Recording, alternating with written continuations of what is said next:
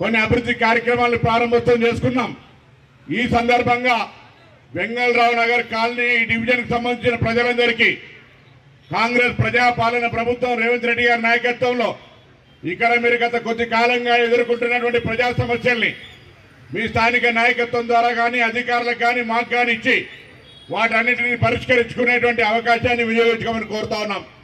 ఎందుకంటే తెలంగాణ రాష్ట్రం ఏర్పడ్డ తర్వాత మనం ఏ నీళ్లు నిధులు నియామకాల కొరకు అయితే యాక్షన్ ఇచ్చినామో హైదరాబాద్ నగరంలో ఉన్నటువంటి బస్తీలు కాలనీలు ఏదైతే సంసిద్ధరాత్ర ఉన్నాయో అవన్నీ సరి అయిన విధంగా ప్రణాళికాపరంగా అభివృద్ధి కాలే.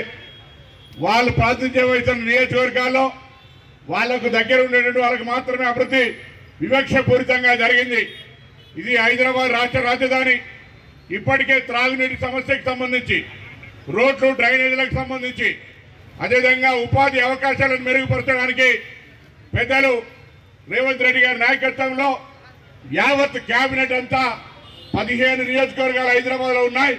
వాటన్నిటికీ సమగ్రమైన అభివృద్ధి ప్రణాళికతోటి మరి కార్యాచరణ తీసుకుంటా ఉన్నాం.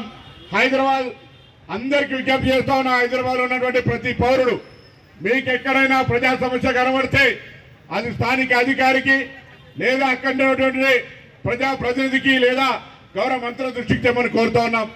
జూబ్లీస్కి సంబంధించి కొంతమంది ట్రబుల్ షూటర్లని కొంతమంది రకరకాల వ్యక్తులు కొత్తగా ఇక్కడికి వస్తూ ఉన్నారు. వాళ్ళని అడుగుతా ఉన్నా 10 సంవత్సరాల నుంచి జూబ్లీస్కి మీరు ఏం చేసిండ్రు?